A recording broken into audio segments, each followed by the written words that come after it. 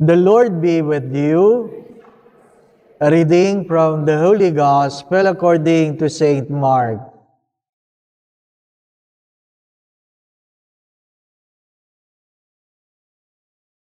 When the crowd drew near to Jerusalem, here at Bethphage and Bethany on the Mount of Olives, Jesus sent two of his disciples and said to them, "Go into the village opposite you, and immediately as you enter it, you will find a colt tied on which no one had ever sat. Untie it and bring it. If anyone says to you, 'Why are you doing this?' say, 'The Lord has need of it, and will send it back here immediately.'" And they went away, and here found a colt tied at the door out in the open streets, and they untied it. And those who stood there said to them, "What are you doing untying the colt?"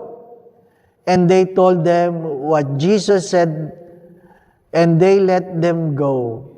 And they brought the colt to Jesus and threw their garments on it, and he sat upon it.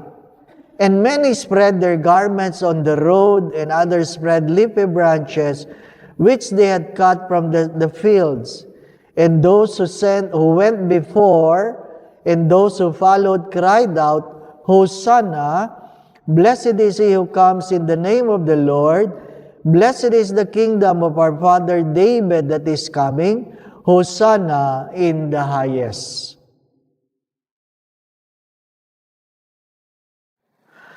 Brothers and sisters, the Gospel of the Lord.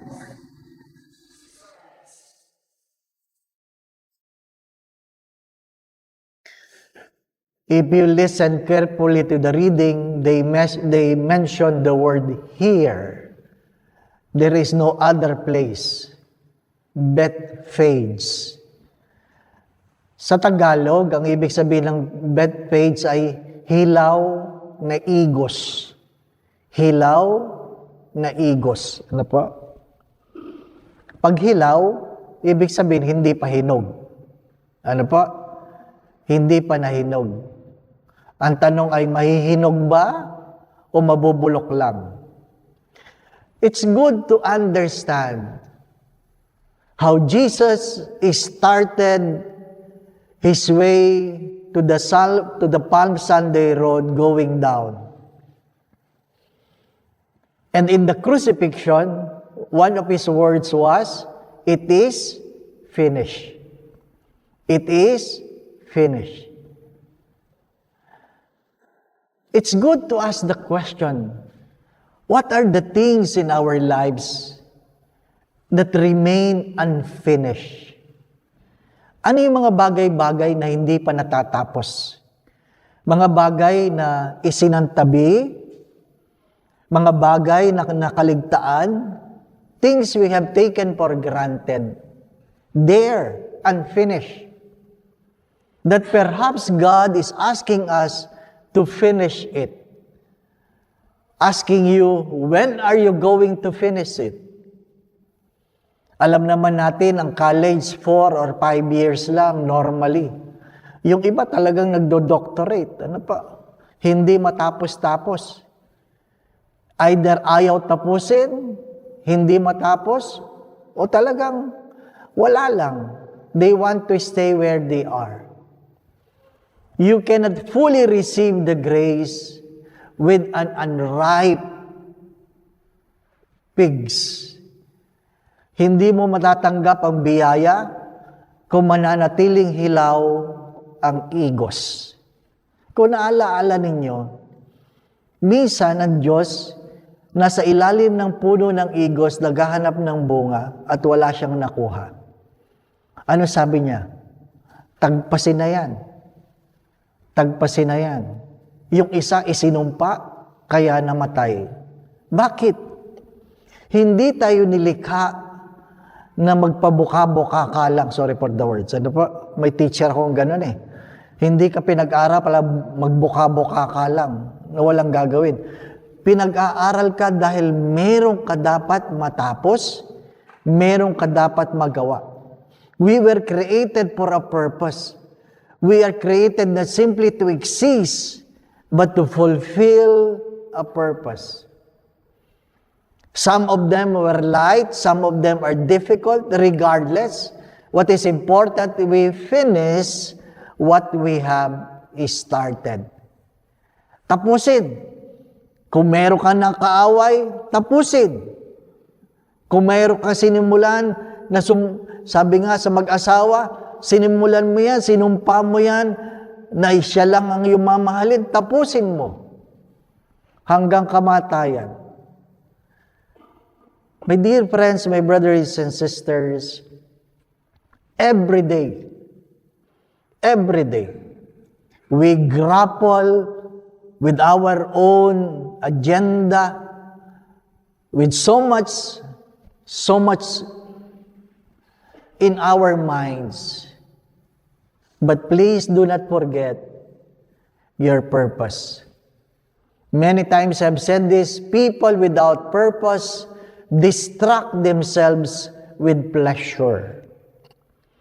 People without purpose distract themselves with pleasure. Kaya bili ng bili, kain ng kain, lakad lang ng lakad. Kasi hindi nila alam kung bakit sila nilikha. Kailan natin malalaman yan? Sa simula pa lamang ng ating buhay, ang mga magulang habang inaaruga ang anak, alam na niya dapat kung para saan ang batang yan. Tayo, or marami sa atin, marahil hindi nalaman yon, hindi pa huli ang lahat.